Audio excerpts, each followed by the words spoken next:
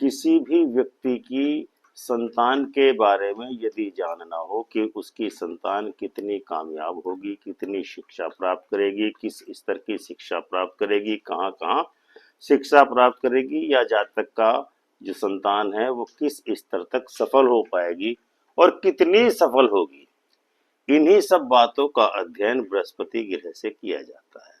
लेकिन बृहस्पति के लिए वह कौन सा घर होता है कि जिसमें वह बैठ करके किसी भी जातक की संतान को शिक्षित, समर्थ, स्वस्थ एवं जीवन में सफल बनाता है।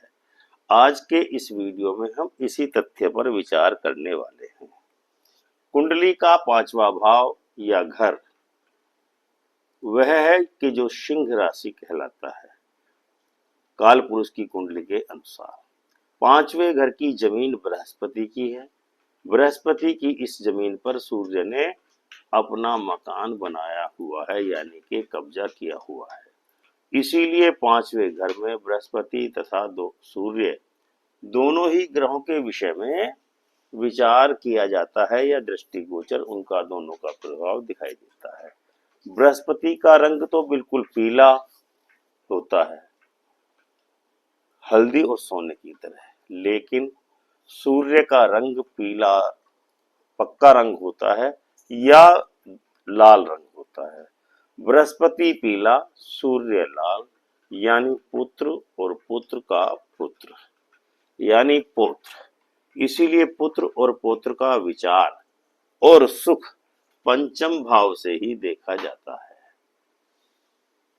5वें भाव से बच्चों के विद्यालय या बच्चों के पढ़ने के स्थान के बारे में ही विचार किया जाता है, यानी गुरुकुल और विश्वविद्यालयों या उच्च शिक्षा के लिए महाविद्यालय या उच्च विश्वविद्यालयों का अध्ययन इसी जानकारी से होता है। अर्थात बच्चों तथा के खेलने का स्थान, बच्चों के पढ़ने का स्थान या उनकी सफलता का जो पैमाना है वो इसी भाव से तय होता है। जबकि शारीरिक स्तर पर उदर को सिंह राशि का क्षेत्र माना जाता है। तो आज के इस अंक में हम आपको बताने वाले हैं कि बृहस्पति यदि किसी जातक के 5वें घर या 5वें खाने में हो तो उस जातक को किस प्रकार के परिणाम प्राप्त होते हैं। इस ग्रह संयोग का उस मानव के जीवन पर क्या प्रभाव होता है। वीडियो प्रारंभ करने से पहले आपसे एक निवेदन है कि यदि आपने अभी तक हमारे चैनल को सब्सक्राइब न किया हो तो इसको अविलंब सब्सक्राइब करके घंटी का बटन दबाकर ऑल का ऑप्शन अवश्य चुन लें। जैसा कि हम जानते हैं कि 5वें घर की जो भूमि होती है कुंडली के वो बृहस्पति की कहलाती, उसका मालिक बृहस्पति है और सूर्य ने उस 5वें घर में अपना मकान बना रखा है, क्योंकि सिंह राशि का स्वामी सूर्य होता है। 5वें भाव से ही किसी भी जातक को औलाद या पुत्र का सुख प्राप्त होता है। पुत्रों की उत्पत्ति के साथ ही जातक का भाग्य उत्तम होता रहता है। जितने अधिक जातक के पुत्र होंगे उतना ही नसीब जातक का चमकता चला जाएगा। 5वें घर में सूर्य, केतु और बृहस्पति का मिला जुला प्रभाव देखने को मिलता है, क्योंकि जमीन बृहस्पति की, मकान सूर्य का और केतु यानी पुत्र का सुख इसी भाव से मिलता है। इसलिए इस घर से ही सूर्य, बृहस्पति तथा केतु का मिला जुला प्रभाव जीवन में देखने को मिलता है। इसे दूसरे शब्दों में इस प्रकार से भी कहा जा सकता है कि जातक के पुत्रों हुए द्वारा जातक के मान सम्मान में वृद्धि होगी, राज दरबार उत्तम रहेगा। यदि पहले और 9वें घर में बृहस्पति के मित्र और सहयोगी ग्रह यानी चंद्र, मंगल और सूर्य होंगे तो बृहस्पति, सूर्य और केतु का उत्तम फल उस जातक को प्रदान करता है।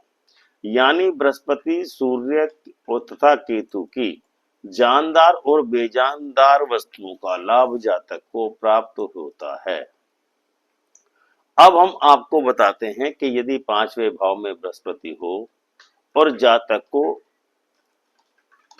उस प्रकार के कष्ट प्राप्त हो रहे हो या उनकी संभावना हो, जो इस प्रकार है। नंबर एक, यदि पुत्र संतान का सुख जातक को प्राप्त न हो रहा हो, जितने अधिक पुत्र होंगे उतना ही अधिक लाभ होगा। जातक की मान प्रतिष्ठा में कमी आ रही होगी, यानी समाज से वांछित सम्मान प्राप्त न हो रहा हो। जातक को अकारण ही शत्रुओं से भय बना रहता हो। जातक के जीवन में मानसिक परेशानी चल रही हो। इन कष्टों के द्वारा आप पता लगा सकते हैं कि बृहस्पति आप अपना उत्तम फल प्रदान नहीं कर पा रहा है। अब हम आपको बताते हैं कि पांचवें भाव में बृहस्पति होने के बावजूद भी ये कष्ट किन कारणों से होते हैं, उन कारणों को अब हम आपको बताते हैं। नंबर एक, पांचवें घर में यदि बृहस्पति के साथ केतु भी हो, यदि ऐसा ही होगा तो राहु आपके 11वें भाव में चला जाएगा, जबकि 11वें भाव में 11वां घर बृहस्पति की मिल्कियत होता है।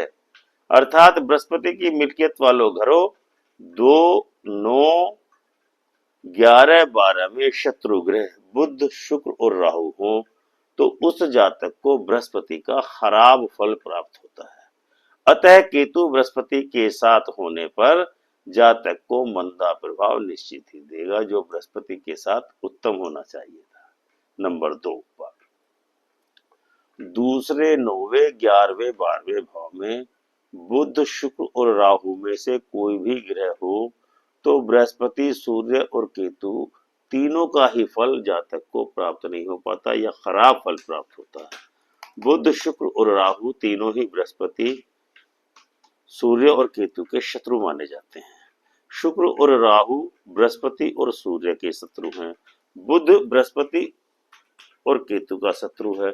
अतः यदि बुध और शुक्र और राहु तीनों में से कोई भी ग्रह दूसरे, 9वें, 11वें और 12वें भाव में हो तो बृहस्पति पांचवें का कोई भी उत्तम फल जातक को प्राप्त नहीं हो सकेगा, जबकि पांचवें घर की जमीन का मालिक बृहस्पति स्वयं है। इसीलिए जिस जातक के टेवे में भी बृहस्पति पांचवें भाव में हो तो वह जितना भी ईमानदार और परिश्रमी होगा, उसके जीवन में बृहस्पति उतना ही उत्तम फल प्रदान करता चला जाएगा। यदि उस जातक को ने मांग कर खाने की आदत डाल ली तो वह व्यक्ति राहु का स्वभाव का हो जाएगा और बृहस्पति का मंदा फल होते बिल्कुल भी देर नहीं होगी।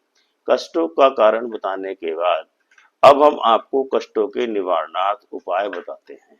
यदि उपरोक्त कारणों से पंचमस्थ बृहस्पति का उत्तम फल जातक को प्राप्त न हो रहा हो तो उसको निम्न उपाय अवश्य ही करने चाहिए। इन उपायों को बताने से पहले आपसे एक निवेदन है कि यदि आपने अभी तक हमारे चैनल अमृत कलश को सब्सक्राइब न किया हो तो उसको तुरंत ही सब्सक्राइब करके घंटी का बटन दबाकर ऑल का ऑप्शन जरूर चुन लें। वीडियो को लाइक एवं शेयर अवश्य करें और कमेंट करके हमें अपनी राय से अवश्य ही हमारा मोटिवेशन करें।